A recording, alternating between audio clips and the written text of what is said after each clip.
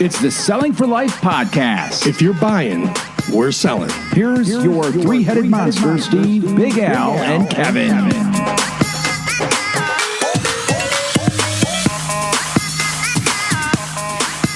All right, and welcome to another installment of the Selling for Life podcast, sponsored by Conoco Parts, a world of parts with a personal touch. This podcast is about more than just selling stuff. We think if you stick around, you'll get a lot out of it.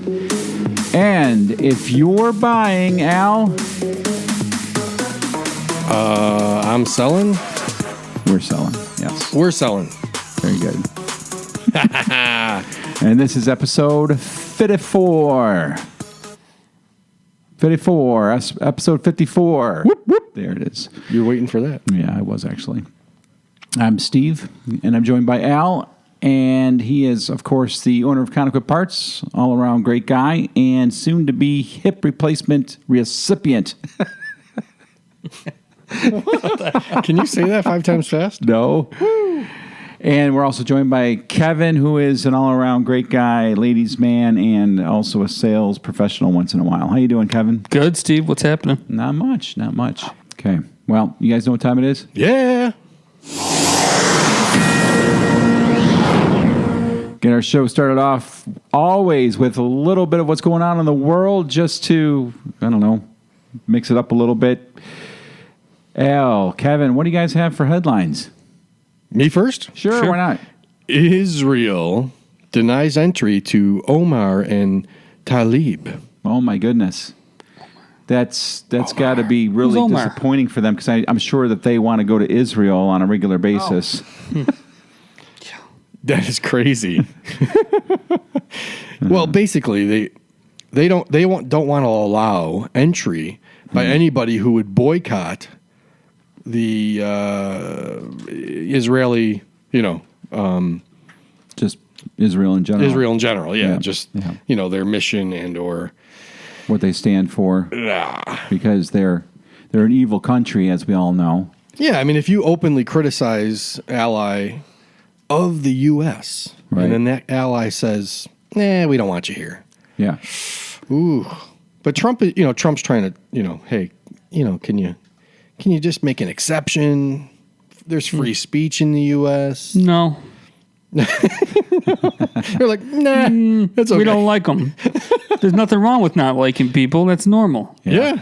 And no. So turn around. I like that you can say no. There's nothing wrong with that. I know. There's nothing wrong with no. We should say no. Like, I don't get it. It's like, you want to work here? No. Right. We don't want you to work here. It's like anything. Having people that you know, and they put you down, and they talk about your family. I don't want you in my house. I don't want you in my house. That's no fine. Thanks. Not but allowed. Somebody else might.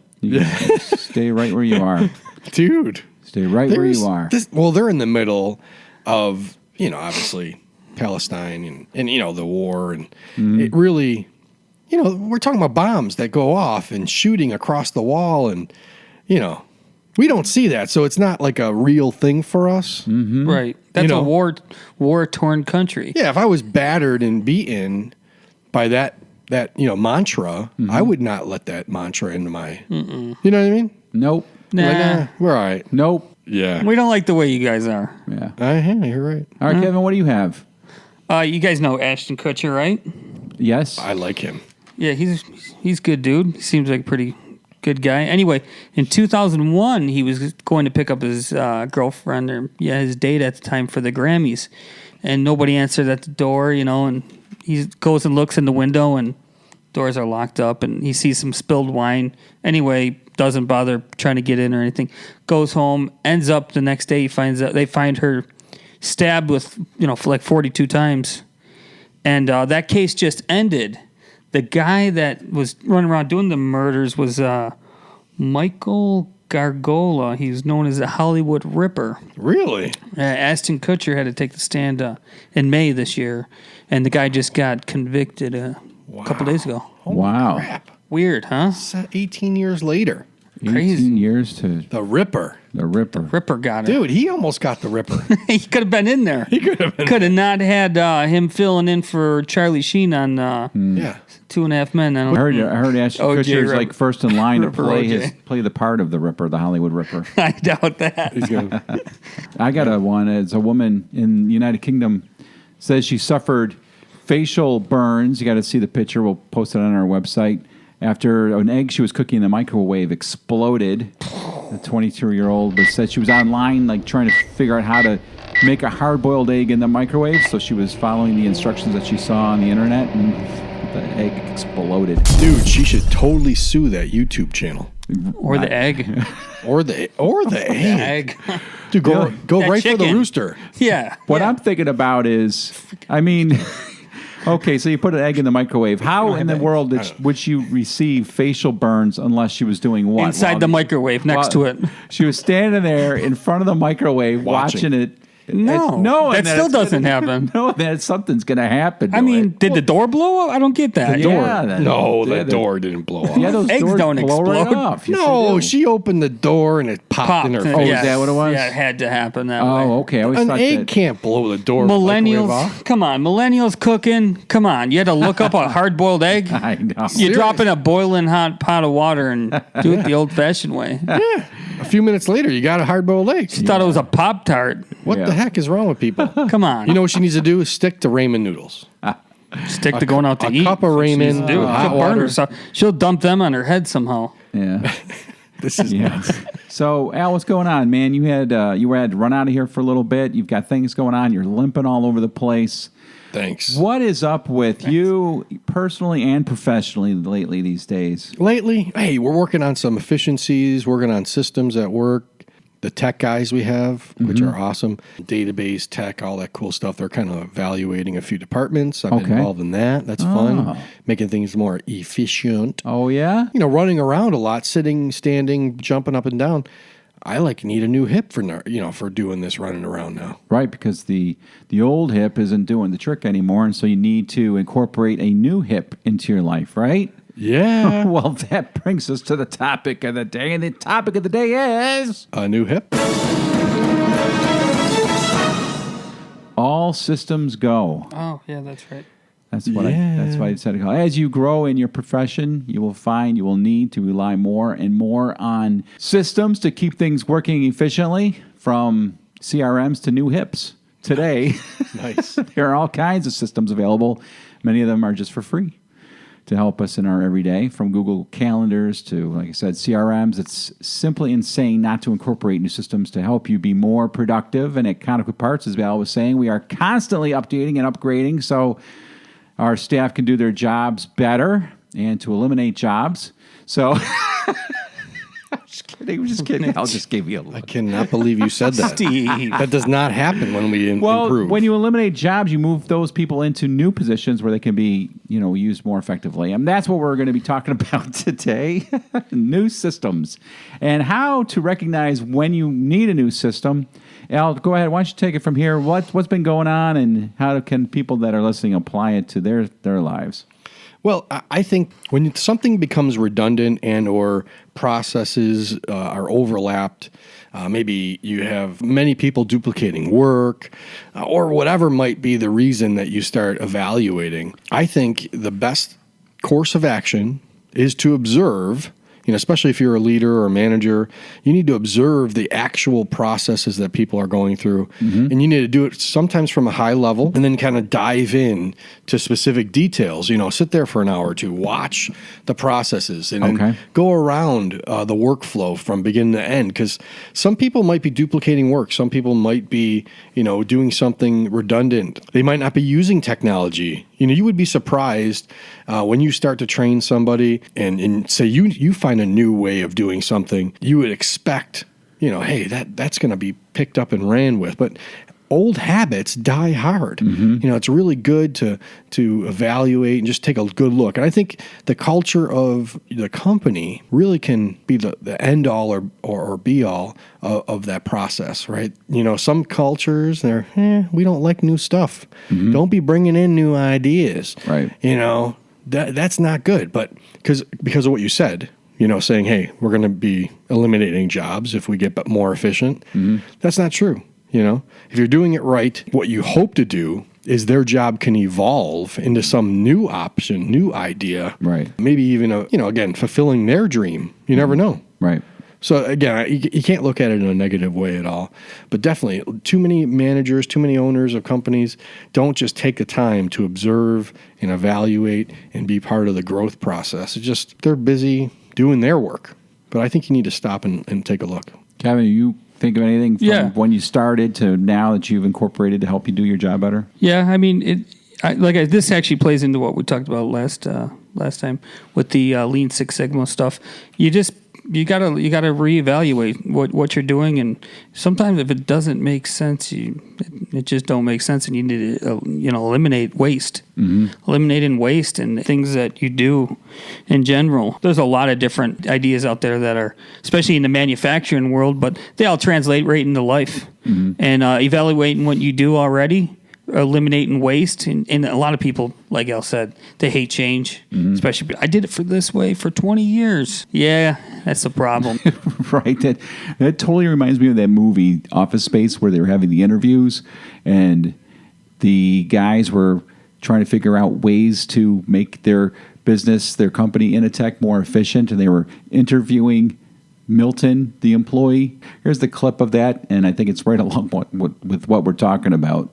What you do at Initech is you take the specifications from the customers and you bring them down to the software engineers. Yes, that's right. Well, then I just have to ask, why couldn't the customers just take them directly to the software people, huh? Well, I'll tell you why. Because engineers are not good at dealing with customers. So you physically take the specs from the customer? Well, no. My secretary does that, or the fax. So then you must physically bring them to the software people. Well, no. Yeah, I mean, sometimes. What would you say you do here? Well, look, I already told you. I have people skills. I am good at dealing with people. Can't you understand that? We're changing it. Yeah, such a funny movie. You know what's funny when I'm talking about observing, right? Yeah. I always ask why. So why do you do that? Why do you do That's that? how I've always done it. If you can't, give me an answer. Other than that's how I've always. That's how I was trained, or that's how I want to. When you're evaluating things, you got to figure out why. Why do you paste that link in that box to record? Why do you record down this note for this timing? And you know what I mean? Right. I'm talking about like very detailed processes. And just doing that in the last week, we probably are going to save people 10 to 15 hours a week of their work. You know what? We don't eliminate jobs from that.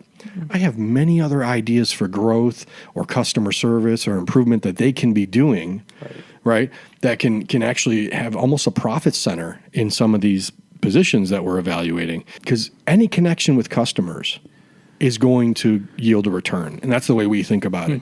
So, in the business plan of hopes and dreams of our business, there are hundreds of things we're going to plug in when you can find 10 or 15 hours of time. Really.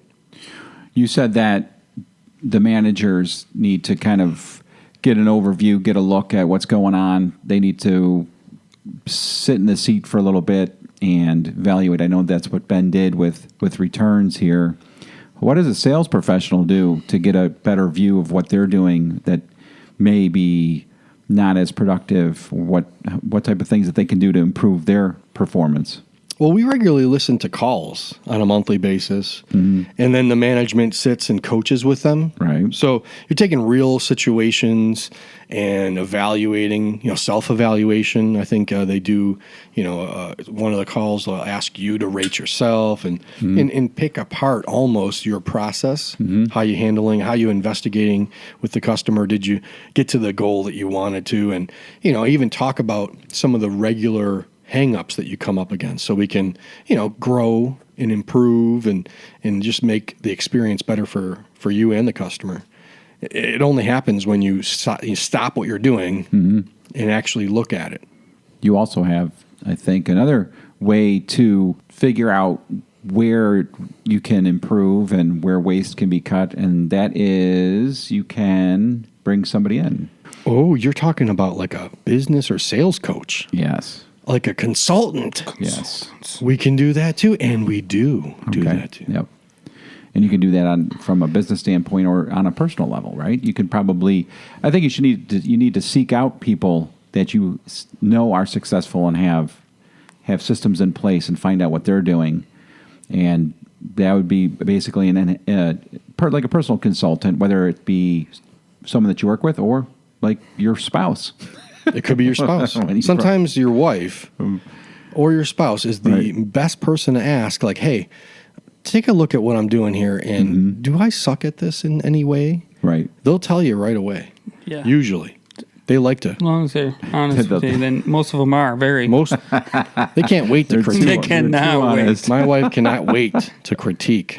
They'll give it to you when you don't want it. No, but you got to seek out what you don't know, and that's we've talked about in the past about being great at something and doing that, and when you can't say you're great at something, you should probably give it to somebody else. Yeah, that's part of just, I think, a growth mindset. Right. You cannot control everything. You have to give some control over to other people that are better at it, and it's worth the investment. It's not an expense to bring a consultant and pay him a few $1,000s if you're going to get years of improvement and growth that you just wouldn't have otherwise. Even the idea, like I said earlier, about working on your business, stopping the work in just to look and observe and evaluate, which is kind of a working on your business rather than working in your business mindset.